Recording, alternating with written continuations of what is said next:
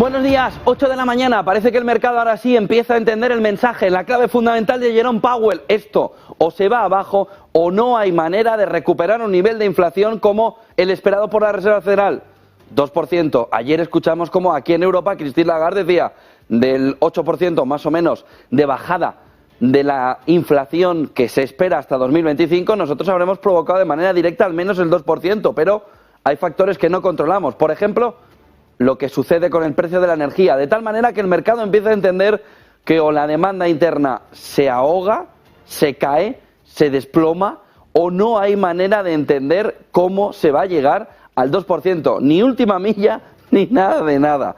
Y ahora sí, hoy, movimiento en futuros del mercado americano en el entorno del 0,4-0,6%, se está moviendo en la última hora, lo que nos está llevando a la fotografía clave para intentar entender qué es lo que está sucediendo por parte del inversor, y es el movimiento del dólar, el movimiento de la renta fija, el movimiento de la renta variable unido a un movimiento de liquidez que empieza a salir del mercado. Ojo, porque hoy ya sí es el día en el que cinturón de seguridad clave para empezar a entender cómo llevar las siguientes curvas del mercado, que ya están aquí. Solo tienen que ver el gráfico de cotizaciones de esta mañana, rojo, con la excepción sobre todo de ese verde que es la volatilidad, 17,65, desde los mínimos de 14, un poquito por debajo de 14 que llegamos a tocar, ya por encima de 17, todavía lejos, todavía con mucha opción de volver a tensionarse un mercado que mira cómo el S&P 500 camina 0,4% abajo en futuros esta mañana con 4.361 puntos en esos futuros, Dow Jones 0,34% abajo, 0,50 abajo el tecnológico, el Nasdaq, Nikkei un 1% prácticamente en negativo, Eurostock ya mirando también en términos negativos a esta hora de la mañana, con el dólar siendo gran protagonista, más 0,05 está, no fuerte, parece Popeye después de las espinacas, 105,75, fuerte, estaba muerto. Decían los analistas, el dólar es el gran protagonista que nos apunta al oro, que nos apunta a la renta variable, con un euro de 1,06, luego veremos un gráfico de IF que dice, si no hay manera de sostenerlo, si gran parte del fenómeno del euro ha sido la inflación, una vez que la inflación se va yendo, ¿cuál es el punto de equilibrio del euro? Y dice Robin Brooks, 0,90.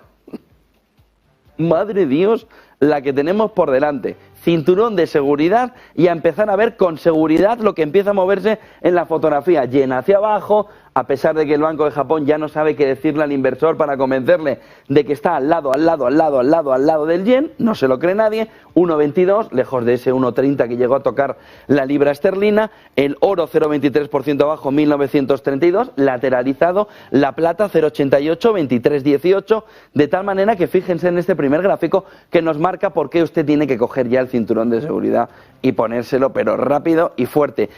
Probarlo bien, ver que está apretado porque yields arriba, dólar arriba, mercado abajo. Y sería la clave fundamental a estas horas, intentar entender de qué manera cuando ya toda la fotografía tiende a un bono americano superando ya el 4,5, estamos hablando ya de que el bono americano a 10 años te da una rentabilidad del 4,5, pero el 2 años americano te da una rentabilidad del 5,14. Busque y a ver si encuentra algo que prácticamente sin riesgo le vaya a dar la seguridad de una rentabilidad o del 4,5 o del 5% en el contexto actual y con las valoraciones completamente disparadas y a las puertas de una recesión. Dólar, el otro gran protagonista, no solo el movimiento del 10 años y del 2 años americano, sino el dólar también presionando ahora mismo a que esta fotografía de mercado, si además le quitáramos las 7 magníficas, estaría poniéndonos que estamos a las puertas de vernos ante un guantazo descomunal, que es el que se lleva esperando desde que se decía que al inicio del año, cuidado que 2023, tarará, nunca llegó. Y ahora la fotografía, cuando ya los analistas dicen, pues podría no llegar, pues la recesión empiezo a creerme que no va a llegar, empezamos a tener esta fotografía. Fíjense en el bono americano a 10 años que nos está marcando a estas horas ya una rentabilidad del 4,55, decía Michael Harnett, Bank of America, en el entorno de verano, junio, julio, que estaríamos en una caída importante del mercado en el 4%. ¡Clang! Error.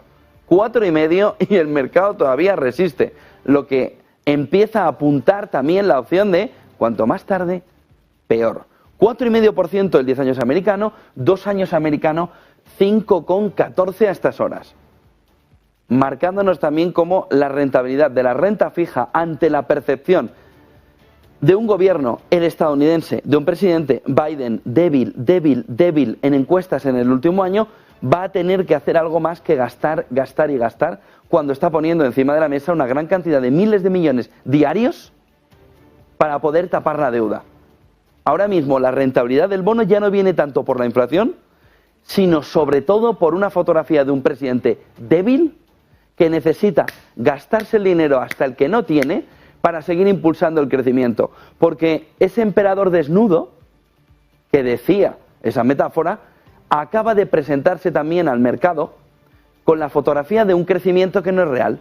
Acaba de darse cuenta el inversor de que el crecimiento está dopado, de que hay un ciclista que gana el Tour de Francia, pero tiene en la sangre algo que no debería tener y le van a trincar por el camino, que es precisamente el dopaje, que en este caso sería la emisión, una vez que el centroizquierda a nivel global acaba de entender que hay una manera de crecer eternamente, que es gastar y gastar. Nadie les ha explicado la siguiente clase, que se llama crisis de deuda. De tal manera que el inversor acaba de descubrir que hay una mina de oro, que es un presidente débil, que ni tan siquiera sabemos ahora mismo si va a ser el candidato demócrata. Ayer, la clave fundamental en Estados Unidos en el ámbito político estaba en Kamala Harris, Michelle Obama, como opción fundamental para, si Biden hace un pasito al lado, que no lo suele tener muy difícil porque lo suele hacer, Michelle Obama, 90% de popularidad, entrará como candidata a combatir electoralmente contra Trump o Ron DeSantis en las siguientes elecciones. Por lo que, ¿qué huele el inversor? Hay un caos político en Washington donde ya emerge la figura de Michelle Obama, no de Kamala Harris, y donde el gastar, emitir es la clave fundamental. Oiga, sube el bono a 10 años porque la inflación está disparada. No, sube porque hay un presidente del gobierno en Estados Unidos, un máximo mandatario en la principal economía del mundo, que está tan débil, que tiene que intentar vendernos la moto diciendo que existe una cosa que se llama Bidenomics. Y lo único que está haciendo es inflar un globo enorme que puede provocar la mayor depresión económica desde 1929, con una crisis de deuda. Por lo que no piense que esto viene por el movimiento inflacionario. Ha cambiado el paradigma. Viene por el caos político en Washington asociado a la emisión continua de dinero, pero ¿de quién es el dinero? De la maquinita esa, pero ¿qué lo respalda? Nada, pero ¿tú sabes lo que están liando? Y ahí se podría resumir toda la fotografía. ¿Por qué el oro no está en $1.000? Porque el oro está como gato agazapado diciendo, ya demostrarás tú, moneda fiat, que en el fondo tu valor no existe, porque no tienes respaldo. Y solo te faltaba un pirómano económico para darle a la maquinita hasta el final, hasta que explote una crisis de deuda. Lugar donde el oro puede posicionarse como decir, ¿ahora qué? ¿Y ahora qué? Para aquí, y cuidado con el Bitcoin. Como los dos valores refugios, ya nos lo decía Kiyosaki hace meses en este entorno. Pero grábenselo a fuego, la clave fundamental ahora mismo ya no es la inflación, es el gasto desorbitado. Es un presidente tan débil que ayer ya sonaba por todos los círculos en Estados Unidos, en Washington, que Michelle Obama podía ser precisamente esa candidata en la sombra, con un 90% de probabilidades, un 90% de popularidad para quitarle el sitio a Biden, que Biden se quede descansando y que Michelle Obama junto a Barack Obama lideren contra Trump la remontada demócrata. Eso sí, con toda esa fotografía clara de que ahora mismo la clave fundamental está en que el inversor ya no se cree que todo es por la inflación. Ahora ya empieza a ver que aquí vienen curvas, porque este bono americano está reflejando un gobierno estadounidense débil y el caos político. Miren el tuit en el que ya se empieza a ver cómo Ted Cruz empezaba ayer a darnos las claves de lo que se iba comentando en Washington sobre quién tiene las opciones. Él llama dos teorías de conspiración descabelladas, con demócratas que desecharían a Joe Biden como candidato presidencial. Esto le llama la atención a Ted Cruz, pero no al resto del mundo, que los demócratas digan, vamos a perder, tú, go out. No, es que quiero seguir. Pues hazme un discurso de 1 minuto sin equivocarte. Si lo consigues, pasas. Dice, y lanzarse como paracaídas a Michelle Obama para ocupar su lugar. Y al presidente Obama, en realidad, que está dirigiendo ahora mismo la Casa Blanca. De tal manera que sería simplemente un ventríloco, Barack Obama ahora mismo, sobre la figura de Joe Biden. Cosa que el mercado acaba de ver, que el emperador estaba desnudo. Y que no hay nadie al frente. Que no hay nadie, que está solo Powell en medio del desierto, mirando y diciendo, pero ¿dónde estaba el agua que me dijeron que iba a beber de la fuente? Si aquí no hay canalización de agua. Está en medio del Sáhara, solo. Y diciendo que no vengan los de Marruecos. Pero fíjense en la fotografía que ahora mismo se ve en el entorno del desastre. Y a todo esto le pilla, fíjense en el siguiente gráfico, en un momento donde el dinero ya se acaba. Porque el dinero de Biden ahora mismo ya está para pagar su fiesta, pero no para pagar la fiesta de los ciudadanos. Los estadounidenses, fuera del 20% más rico, es decir, el 80% de los estadounidenses, se han quedado ya sin ahorros adicionales. Y ahora tienen menos efectivo disponible, gráfico de Bloomberg, que antes de comenzar la pandemia. El momento clave, el de entender que se había acabado todo el dinero regalado, acaba de llegar para el 80% de la población estadounidense que ve cómo no tiene ahorros en la cuenta. Hay una caída descomunal de poder adquisitivo. Ya no hay ese ahorro regalado en la pandemia. La resiliencia de la economía estaba basada en regalar billetes. Se acabó. El genio de la lámpara ni era genio ni estaba dentro de la lámpara. Era un tío dándole a una máquina de dinero para que todos consumiéramos, para que esta economía siguiera marchando. La desaceleración de los hogares también en Estados Unidos está a punto de llegar, con un movimiento claro en el que ya estamos, fíjense, por debajo del dinero que se tenía ahorrado, de los ahorros que teníamos en Estados Unidos, que se tenían antes de la pandemia. Y solo el grupo de los más ricos, el 20% de los que más poder adquisitivo tienen, de los que más patrimonio tienen en Estados Unidos, mantiene su posición de privilegio. Por lo que, cinturón de seguridad, que ahora sí viene todo encaminado a que haya curvas. Vamos a ver los datos macro de final de la semana, sobre todo de inflación, porque con una caída mayor de ese IPC, la Fed, igual que nos ha ido retrasando el momento de bajada de tipos de interés, en este escenario y con las elecciones puestas en el punto de mira en Estados Unidos para el año que viene en el último trimestre, todo parece indicar que no tendrá suficiente espacio como para mantener la no bajada de tipos de interés hasta septiembre. Sino que a pesar de que el mercado ahora espera septiembre, todo parece indicar que esto ya se está deteriorando a un ritmo demasiado acelerado. Claves del día en una jornada en la que vamos a estar muy pendientes del cierre del gobierno de Estados Unidos. Es decir, que es el cierre del gobierno de Estados Unidos. Que no le aprueben los presupuestos a Biden, que es la gota que colma el vaso. ¿Cuándo va a suceder eso? Ya, el domingo. 1 de octubre, dejaría además a la Fed a ciegas, sin presupuesto, sin visibilidad de la política fiscal, sin movimiento económico para ver claro cómo el cierre del gobierno en Estados Unidos, es decir, la ausencia de presupuesto, tendría que tirar del presupuesto anterior por parte de la administración Biden, le deja prácticamente cao a Biden y al gobierno americano, estadounidense. Ojo porque dice Morgan Stanley y dicen las agencias de calificación, un cierre de gobierno este domingo significa una rebaja de calificación de la deuda estadounidense. Pero si ya está al 4,5 en 10 años, si ya está por encima del 5 el 2 años americano, ¿qué puede provocar una rebaja de calificación?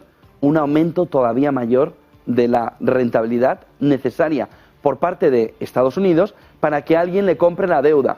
Una vez que se han enemistado con tantos por el camino, Arabia Saudí, China, que han retirado compra de deuda norteamericana, estadounidense, en los últimos tiempos.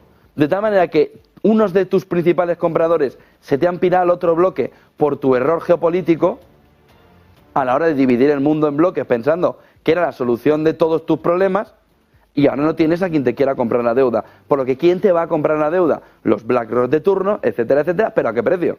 Porque lo que no son tontos. Si algo son, es ricos. Y si algo tienen los ricos, es que saben a qué precio comprar las cosas.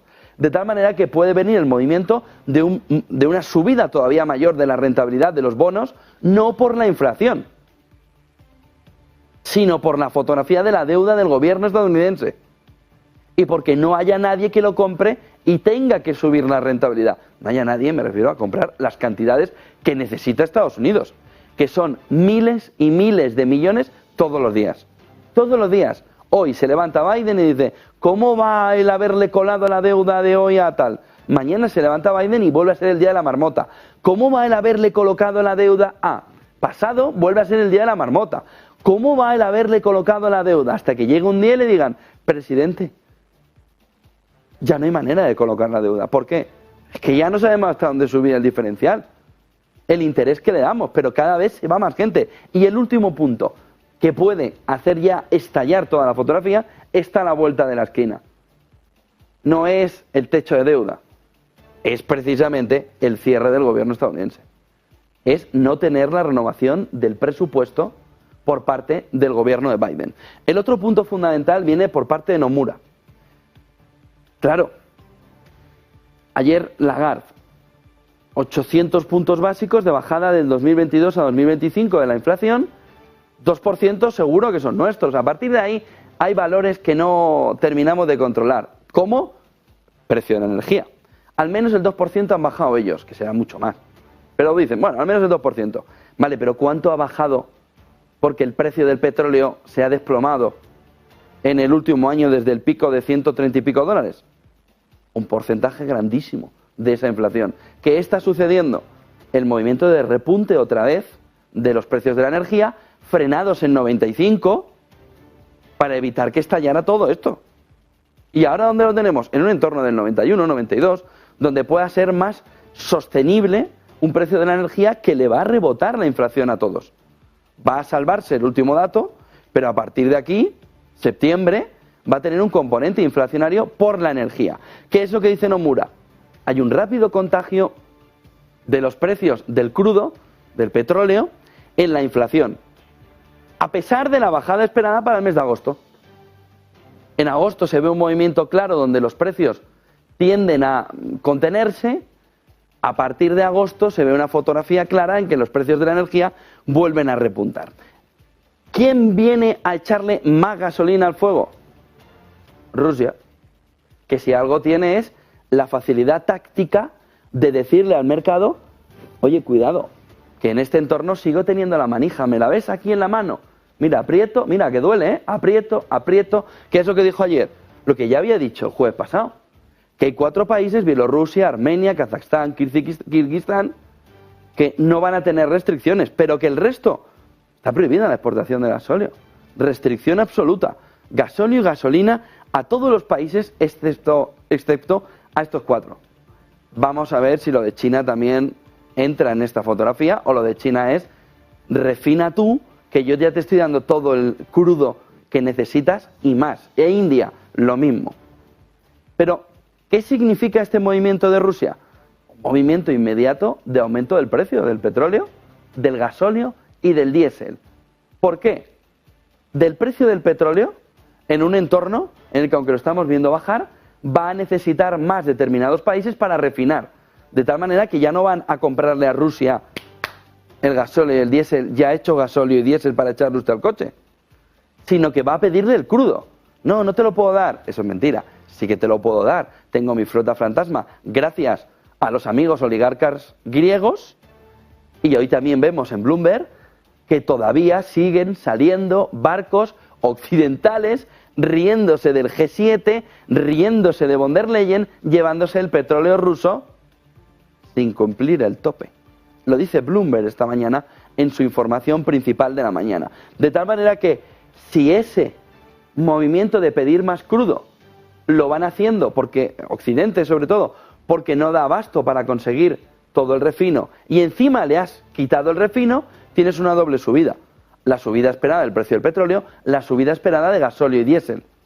Porque lo que estás haciendo es constreñir todavía más la oferta, no solo en el crudo, sino ahora también en el gasóleo y en el diésel, y en la gasolina, en el diésel y en la gasolina. De tal manera que tenemos una percepción de que la gasolina, los precios del petróleo van a ser más inflacionarios a partir de agosto por el repunte que hemos tenido del precio del petróleo, Rusia queriendo echarle más gasolina a la hoguera, intentando que repunte todavía más, no lo ha conseguido todavía, y Morgan Stanley diciéndonos que esto está a punto de reventar, cómo se cierre el presupuesto, cómo se cierre el gobierno estadounidense, cómo no haya un acuerdo para los presupuestos en Estados Unidos, que ahora mismo no hay ninguna percepción de que se vaya a renovar.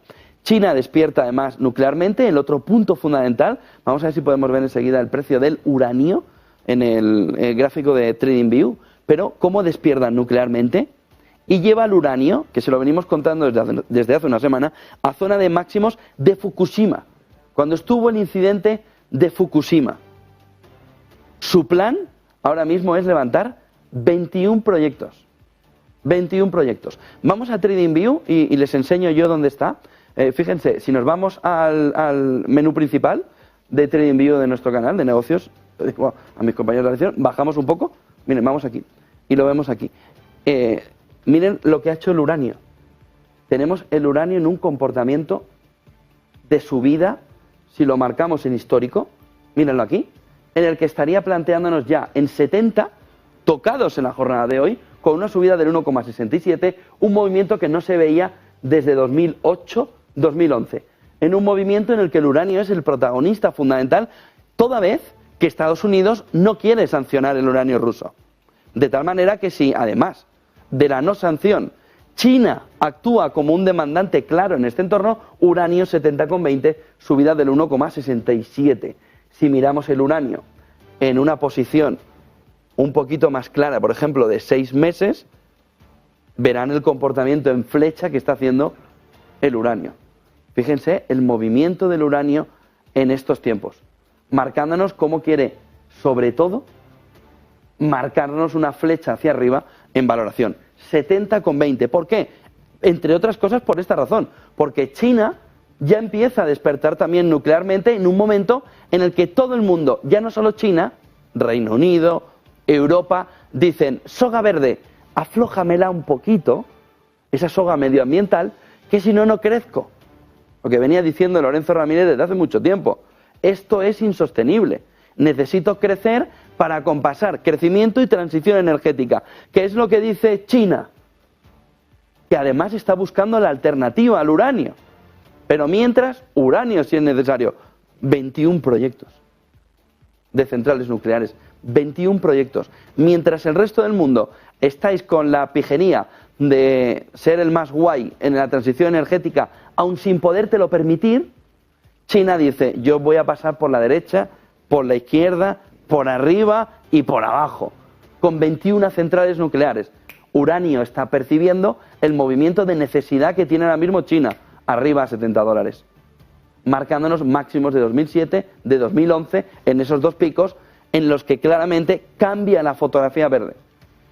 Cuando China plantea los 21 proyectos y ve Europa que es que le van a volver a pasar, ya no solo en los coches eléctricos, ya no solo en la fotografía energética, sino también en cómo puede la industria desarrollarse, dice, vamos a cambiar criterios. Reino Unido, vamos a llevar motores de combustión en lugar de la limitación a 2030 a 2035. El mundo se está desatando la soga verde, porque ya ve que no hay manera de contener, de mantener esos proyectos que llevan aparejados que China es líder mundial, antes de lo que se esperaba.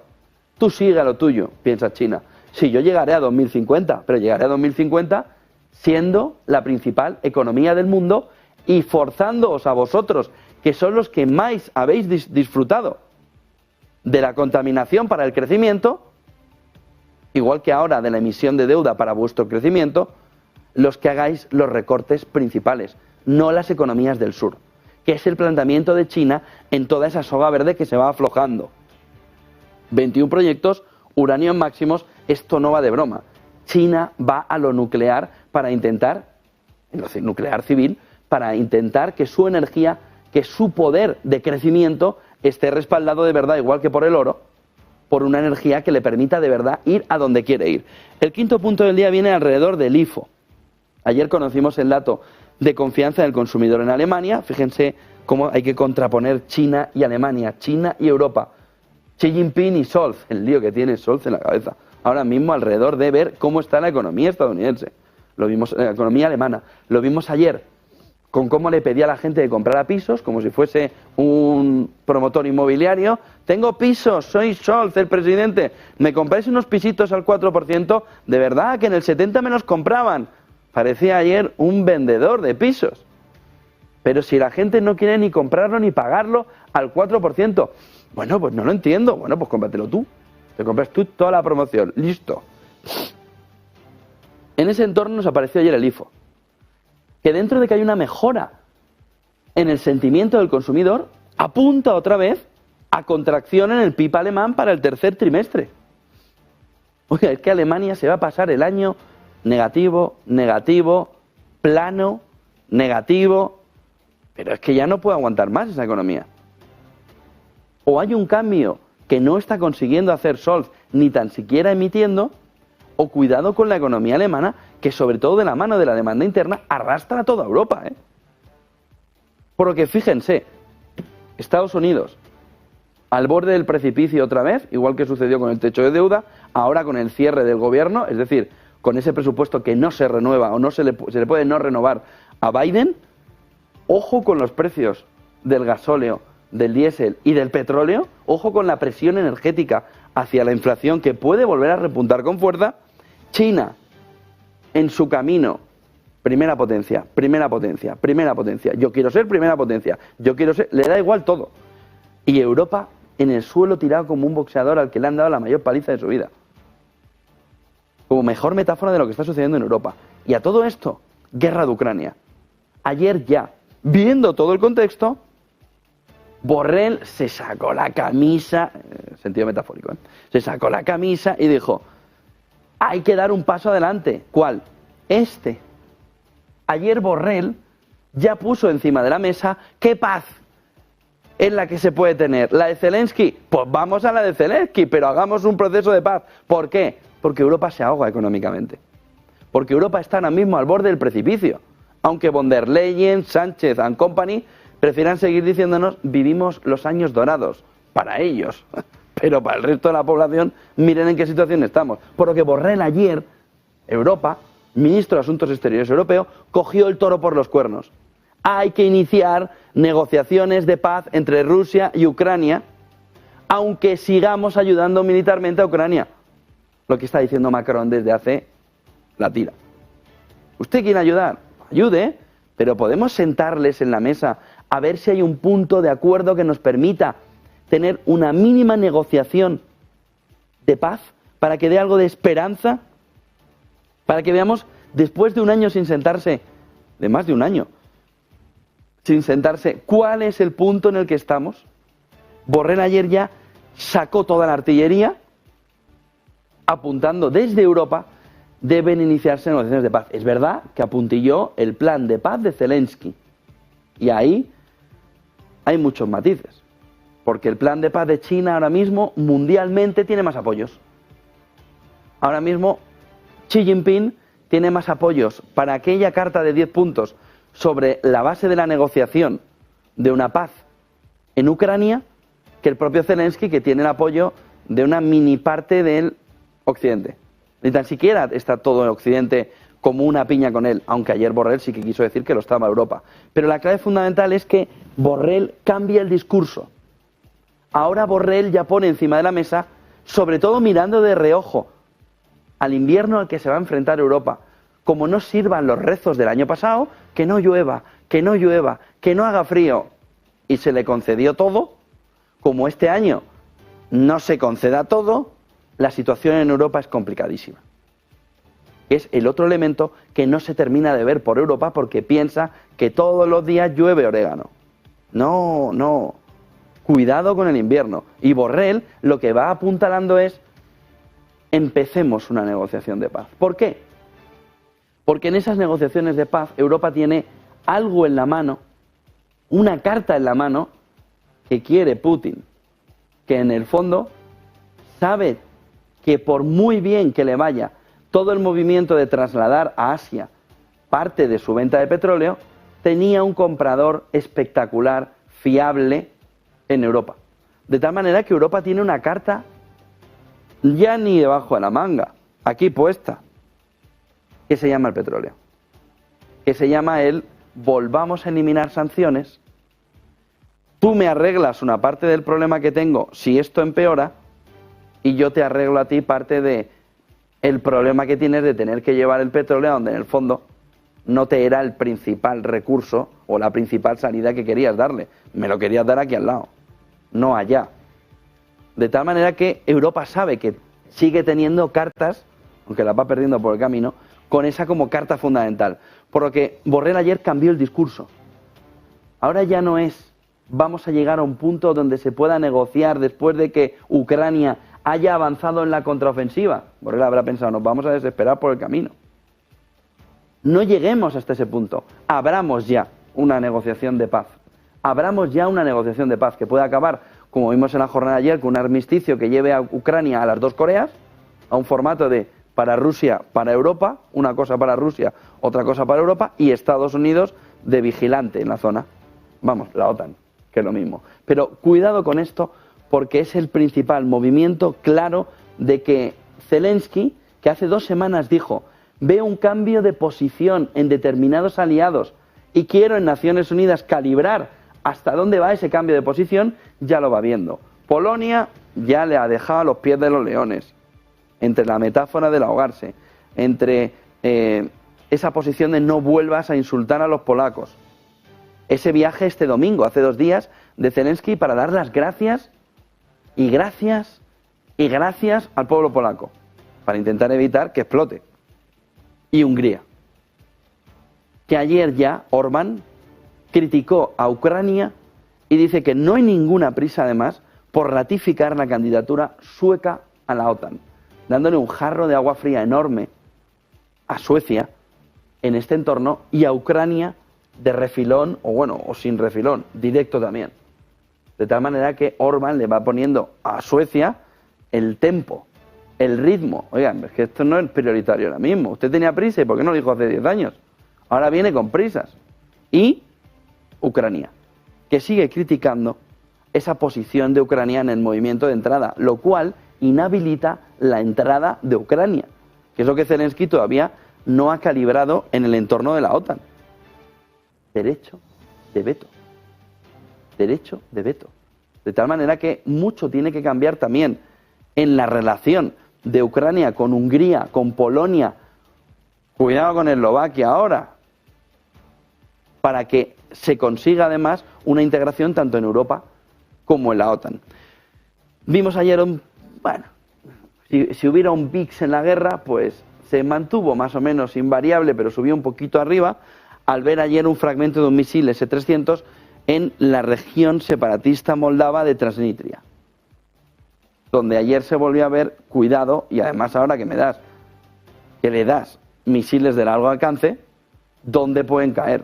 Porque la posibilidad de un error que lleva una escalada es todavía mayor. Zelensky anuncia que ya han llegado a Ucrania los primeros tanques estadounidenses Abrams, puso un tuit diciendo, ya soca aquí, ¿no? Pero los tanques, los Abrams, y Moscú ayer emitió una orden de búsqueda contra el presidente de la Corte Penal Internacional.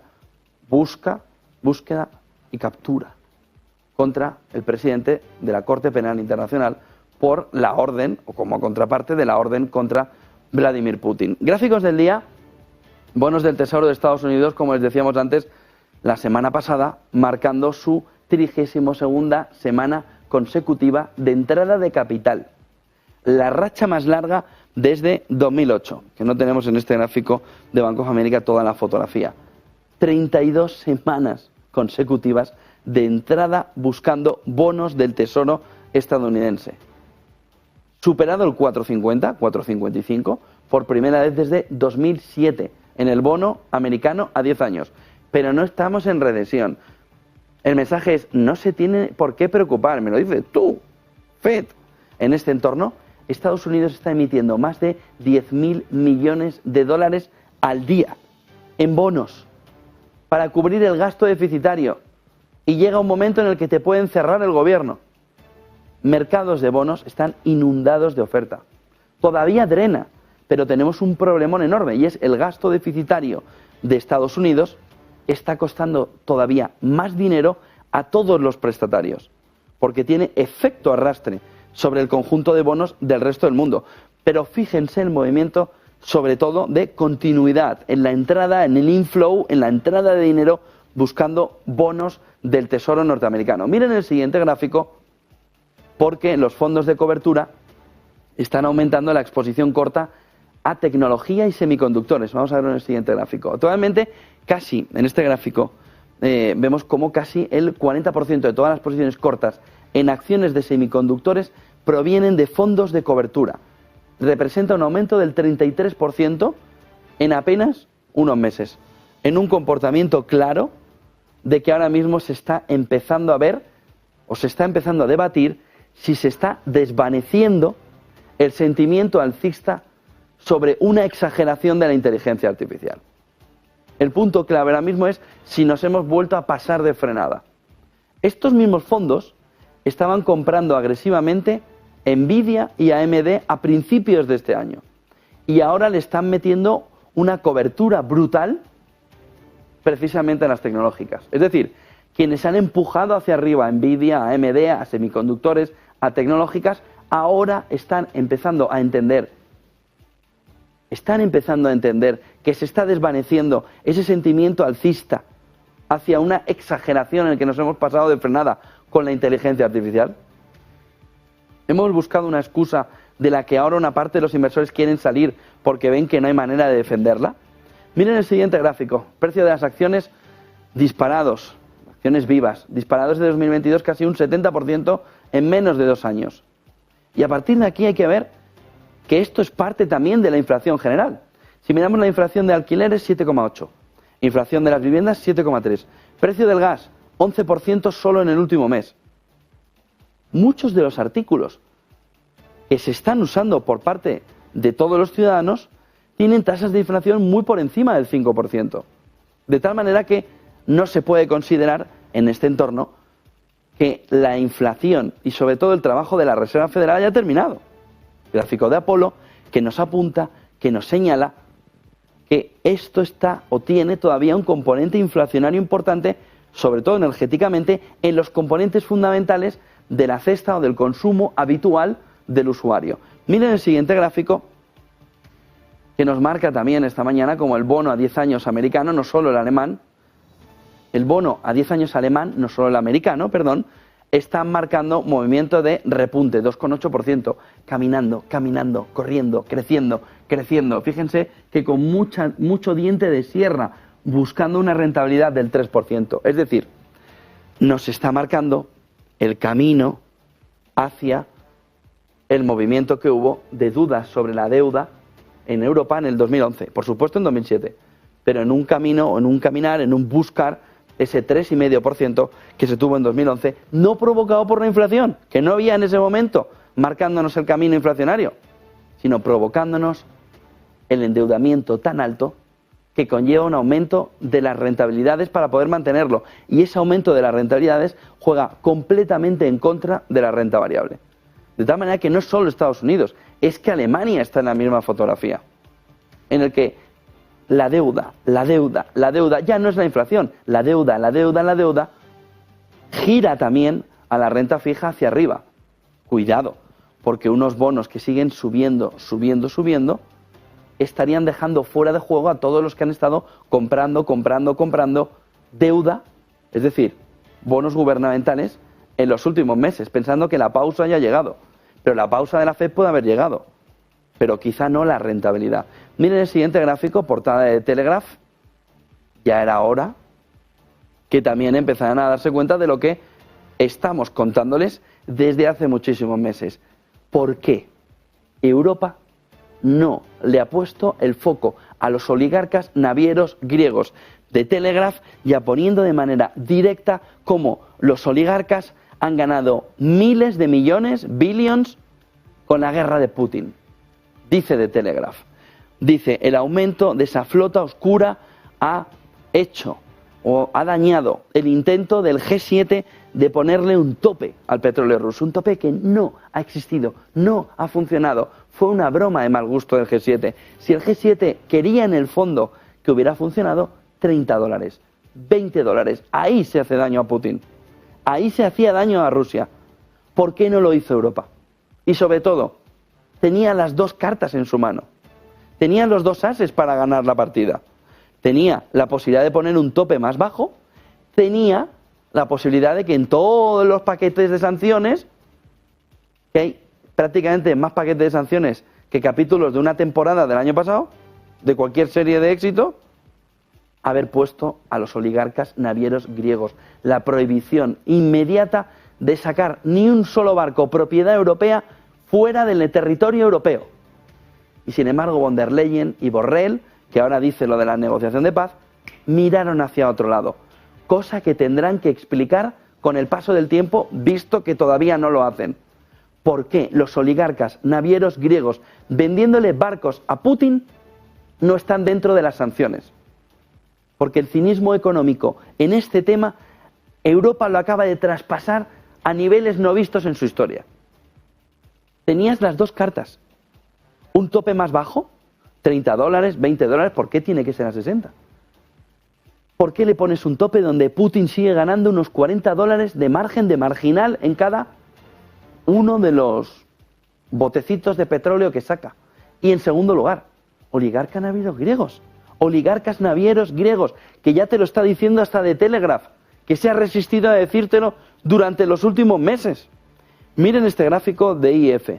El hecho de que no se haya hecho nada para impedir que los oligarcas navieros griegos vendan sus petroleros a Rusia, se está convirtiendo en la gran vergüenza del G7 y de la Unión Europea y de Europa.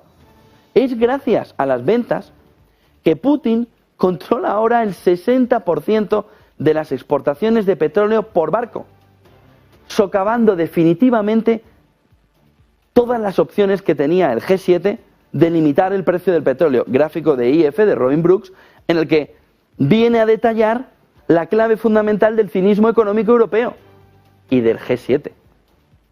Que cuando se reunieron en Alemania, en ese entorno de reírse en el campo, todos ahí, qué bonito, hacemos picnic o no hacemos picnic aquí, entre las flores de Baviera, en lugar de tratar como Dios manda profesionalmente el tope al petróleo ruso.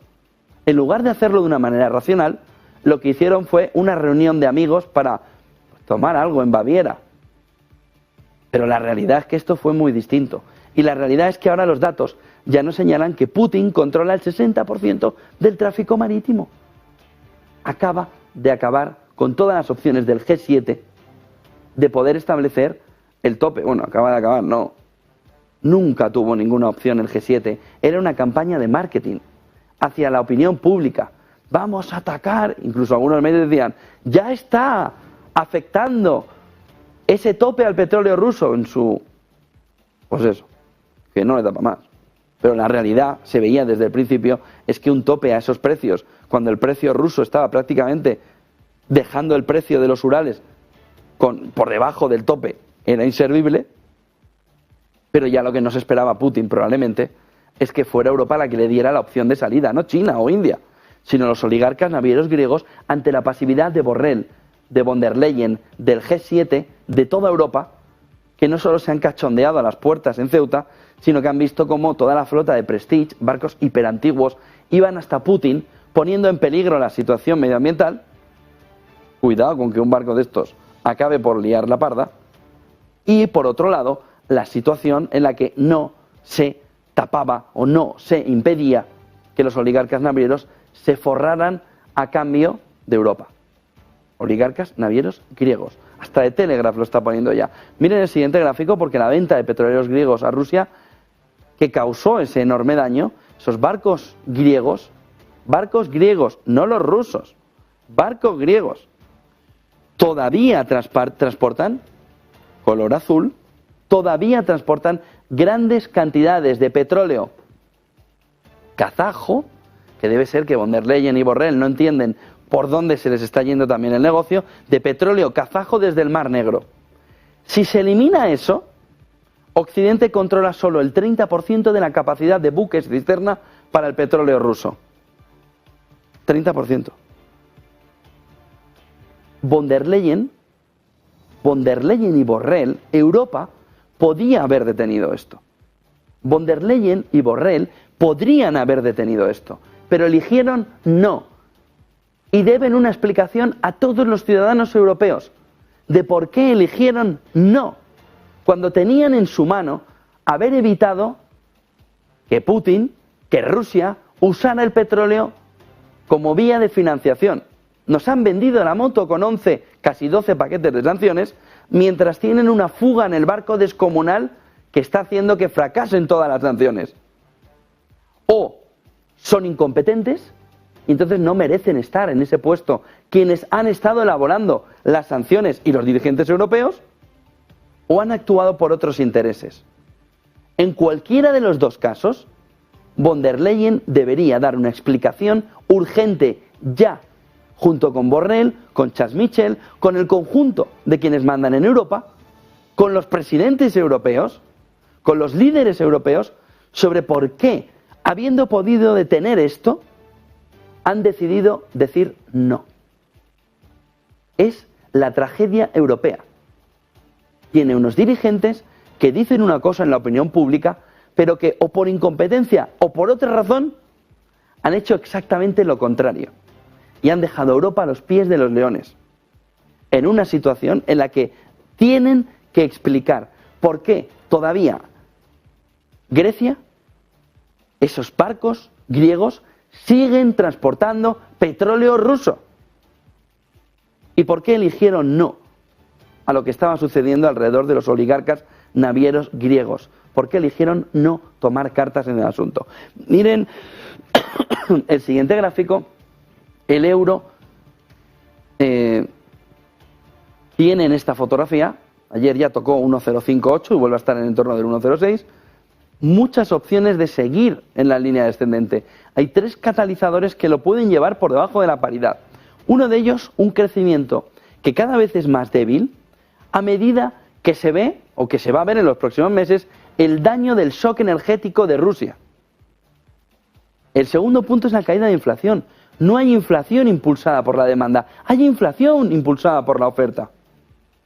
Dijo ayer Lagarde, de manera evidente. La inflación, la caída de la inflación, tiene un componente puramente de oferta. Luego puedes ayudarla por la vía de la demanda con la subida de tipos de interés, pero tiene un componente de oferta. Sin recesión no hay salida de todo esto. Porque sin recesión el precio del petróleo va a repuntarte. Y tercer punto, el dominio fiscal del Banco Central Europeo. De tal manera que en Alemania, IIF y otros institutos dicen, ¿pero cuál es el valor razonable en este contexto del euro? 1,05. Y dicen, no, 0,90. El mismo que hace 6 meses. 0,90. Por esos tres factores, crecimiento débil, shock energético, por el shock energético, caída de la inflación impulsado no por la demanda, sino por la oferta. Y el dominio fiscal del Banco Central Europeo, 0,90. 1,05. 1,06 esta mañana. Miren porque el otro punto clave en la mañana está en China. No solo en la crisis inmobiliaria, cuidado con Evergrande, cuidado que pueden tardar, dicen esta mañana diferentes estudios de banca privada estadounidense, más de un año en limpiar la crisis del sector inmobiliario en China. Si China puede mantener el dólar, se ve muy claro en la relación dólar-yuan, en la línea azul, en el extremo superior de la banda de ese 2%, a partir de ahí también puede acercar al dólar yuan al punto de referencia y detener lo que ahora mismo es la obsesión fundamental del mercado, una devaluación del renminbi. Cosa que, si persisten las señales, sobre todo contradictorias, de Pekín sobre si devaluar o no, puede darle la razón. Pero tiene muy fácil. Tiene que mantener el dólar yuan en el extremo superior de la banda del 2%, que es el punto de referencia. A partir de ahí se acaba la obsesión del mercado por intentar forzar una devaluación del yuan, del renminbi. No sé si tenemos un gráfico más para ver también esta mañana. Bueno, sí, claro. La entrevista que le hizo Jen Psaki, ex portavoz de Biden, del gobierno norteamericano, se fue a la CNBC, y ahí, pues bueno, ayer entrevistó a Hillary Clinton, en el que saca toda la panoplia de opciones sobre la confabulación electoral. Rusia estuvo detrás de Trump cuando perdió las elecciones, dice Hillary Clinton. Rusia tiene la intención de volver a estar detrás de Trump en las próximas elecciones. Bueno, meridiano. Ahora, esto no significa... Esto, si lo hace Trump, va a la cárcel. Pero como lo ha hecho Hillary Clinton, y es demócrata, y son demócratas, y los demócratas, puede decir lo que le dé la real gana. Pero lo que hizo ayer con Jen Psaki, a Trump le cuesta la cárcel. Traducción de Google sobre el tuit de Jen Psaki: me temo que los rusos han demostrado ser muy hábiles para interferir y si tiene oportunidad lo volverá a hacer. Es decir, el conjunto de la entrevista, ahora lo veremos en detalles, Hillary Clinton apunta que perdió esas elecciones. Hillary Clinton sobre la posible interferencia de Putin en las elecciones de 2024. Tiene dos cuestiones clave estas declaraciones de Hillary Clinton. El pasado de 2016, donde ella sí puede decir que ha habido una alteración por Rusia, y poner ya la venda sobre qué puede suceder en 2024 en la carrera electoral, que el problema no es Biden, el problema son los rusos. De tal manera que empieza a abonar el terreno a una interferencia electoral rusa para las elecciones de 2024, lo que abona el terreno a que una posible victoria de Trump en 2024 pueda decirse, pueda plantearse, pueda enfocarse por una interferencia rusa. Miren parte de la traducción de la entrevista, parte de la razón por la que trabajó tan duro contra mí, Rusia, es porque no creía que me quería en la Casa Blanca. Es decir, que no quería Putin a Hillary Clinton en la Casa Blanca. Entonces trabajó tan duro contra él.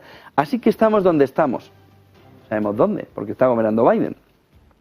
En parte, el reto es seguir explicando al público estadounidense que, ya sabes, Jen Psaki, le dice Hillary Clinton a Jen Psaki, el tipo de líder que es Putin, ese dictador autoritario que literalmente mata a su oposición, mata a periodistas, envenena a la gente que no está de acuerdo con él, invade otros países, interfiere en nuestras elecciones, es decir, pone en el mismo parámetro ese dictador autoritario que hace todo esto, que hace todos estos crímenes y que además interfiere en nuestras elecciones. Dice, eso es parte de la alternativa que tenemos que rechazar en estas elecciones. Tenemos que rechazar el autoritarismo, con lo que hace una analogía entre si gana Trump, ha ganado el autoritarismo, ha ganado Putin, si gana Biden o Michelle Obama, vamos a ver, en ese caso ha ganado la democracia. Tenemos que rechazar una especie de fascismo casi rastrero, de gente que está realmente dispuesta a volcar su pensamiento, sus votos, para querer ser dictadores. No podemos permitirlo. Enfrentamiento total entre esas dos partes de Estados Unidos. Miren esta otra parte de la entrevista a Hillary Clinton.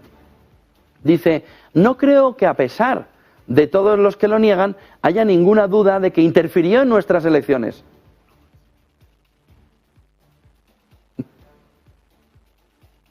Fiscal de Nueva York, mírate la entrevista, que vas a gozar como un campeón. Porque si Trump por esto, no sé cuántos delitos tiene ya, esta señora puede decir lo que le aparece por la boca con total tranquilidad. no creo que a pesar de que todos lo niegan, haya ninguna duda de que interfirió en nuestras elecciones o de que ha interferido de muchas maneras en los asuntos internos de otros países, financiando partidos políticos, financiando candidatos políticos, comprando funcionarios del gobierno en diferentes lugares. Que lo está diciendo una estadounidense. Es que no tienen ningún tipo de vergüenza. Se lo repito. Es que la entrevista es, bueno, para envolverla y regalarla. Goza durante 40 minutos de una entrevista espectacular de Jen Psaki, mano derecha de Biden, a Hillary Clinton.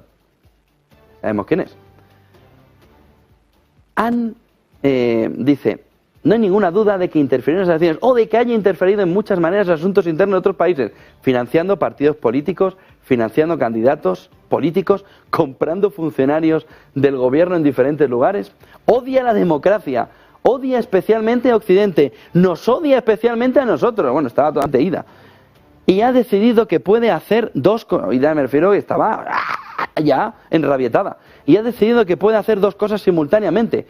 Puede intentar seguir dañándonos y dividiéndonos internamente, y se le da bastante bien. ¿Y qué está haciendo ella? ¿Buscando la paz y la concordia entre los estadounidenses? ¿Qué está haciendo Hillary Clinton?